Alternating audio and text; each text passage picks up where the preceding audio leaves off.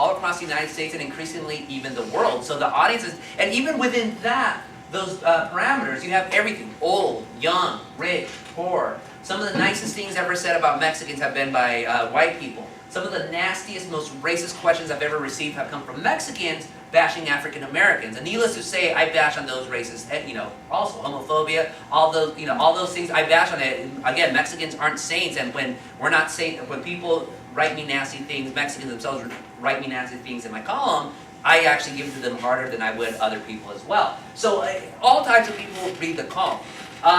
One final thing I'll say about the column, then I'll read a couple questions and get to any questions you folks may have. People always ask me, how long are you going to continue to do the column? And the joke that we used to have again is like, oh, when there's no more questions, we'll stop it. Obviously that didn't work out. So now I tell people, I'll end it when I'm bored of it. The day I'm bored of it, I'll just walk away, because if I did the column until there's no more questions, I would not retire for a long time. People always ask me also, how many questions do you receive every week? And it really varies from week to week. So what I try to tell people to give them a sense of how many people have sent in questions is this.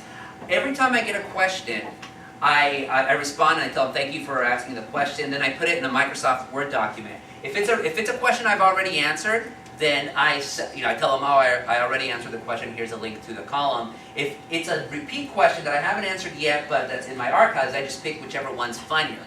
So I've answered probably about 700 questions with the book and the column all those years. And that Microsoft Word document, Times New Roman, 12-point, single-space font, it's all squished in. It's 275 pages of questions people have sent me, each one of them unique. If I never answered any more questions, I answered two questions a week, every week of the year. If I never answered any more questions, I could do this column at least 15 years.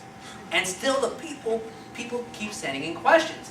It scares me in a way that people have sent in so many questions. It scares me that, that Mexicans, my cousins and all of us, that we still remain this question mark, that people really don't understand some of these questions.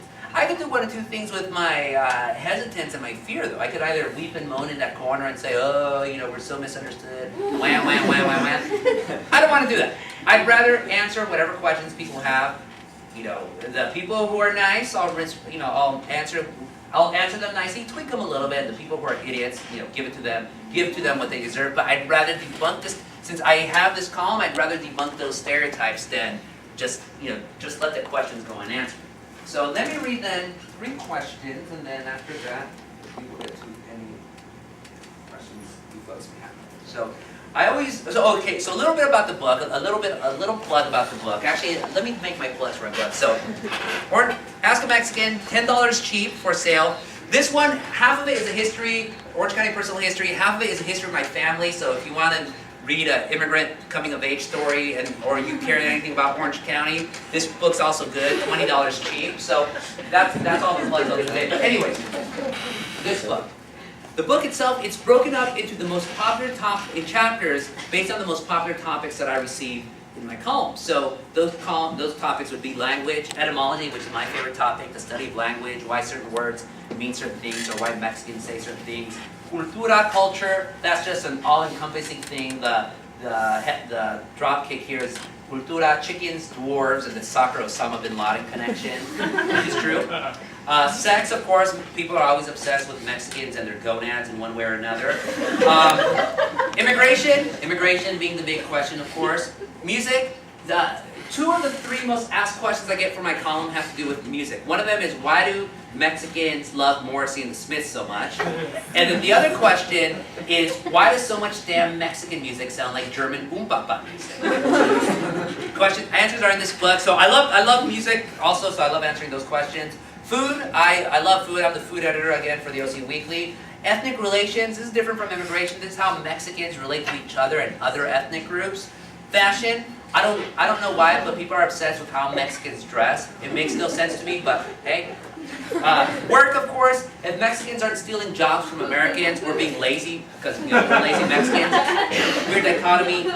And then the paperback edition has just another bonus chapter, which is just a free-for-all of different questions that I had. So I will start with my all-time favorite question, because I think this is when the column functions at its best. Yeah, so let me read. So, of course, every question still starts off, Dear Mexican. So, Dear Mexican, why don't Mexicans have enough gratitude for America to learn to speak English? Are they too lazy? Too dumb? What, they can't learn 2 or 3 words a day? Is this asking too much? Signed, took 4 years of Spanish in high school. I don't know about the racists that you know, but the racists that I know, they're not racist. They're like, I'm not racist, I love Mexicans. Some of my best friends are Mexicans. And actually, I took 4 years of Spanish in high school, so now I could go to Taco Bell and order my burrito with no accents whatsoever. So this guy obviously didn't give himself something, so I made that up for him. So, Dear Mexican, so my response. Dear Gabacho, the U.S. government shares your concerns. Took 4 years. Its Dillingham Commission released a 42-volume study of the waves of immigrants that concluded, quote, the new immigration as a class is far less intelligent than the old. Generally speaking, they are actuated and coming by different ideals. For the old immigration came to be a part of the country, while the new, in a large measure, comes with the intention of profiting in a pecuniary way by the superior advantages of the new world and then returning to the old country, end quote. The Dillingham report went on to fault the new immigrants for their lack of assimilation and English skills, constantly contrasting them with earlier generations of immigrants, and urged clampdowns on immigration. Sounds familiar now? It sounds familiar because the Dillingham report appeared in 1911, about a century ago, and the inassimilable masses at the time were Eastern and Southern Europeans. The Dillingham Commission proves that the time-honored conservative anecdote that earlier generations of immigrants walked off the boats, chopped down their multisyllabic surnames, and learned English immediately is bull beancha shit. American racism is a carousel, and here we go around again. So that Dillingham report, it actually did exist. A century ago, we were going through the exact same thing that we're supposed to be going through right now. People are saying there's an invasion of immigrants, they're going to take over the United States. They're not learning English, they're living 7 to a room, and all the things that you hear about Latino immigration now. Except those immigrants, they weren't Latino, they weren't Mexican. They were coming from Eastern and Southern Europe. So Congress, they actually went on this huge long study trying to figure out what, if any, contribution these immigrants can do. And they decided, no, these immigrants do represent a threat to society. And the immigrants in particular were, the immigrants that they called out by name were from Eastern and Southern Europe, specifically Italians, Poles, Jews, Czechs, Slovaks, Greeks, anybody from the East End, from the eastern part and the southern part, and they kept saying, the immigrants of the past, they were so much better, they were so much better. And all those immigrants, by the way, a lot of them were coming through Ellis Island, a lot of them were coming here legally, and still people hated them. So what ended up happening? Those immigrants, they went to their ethnic enclaves, some of them assimilated, some of them didn't. Their children, they definitely assimilated, and onward and onward and onward. They could be some of your ancestors or some of the ancestors of your friends.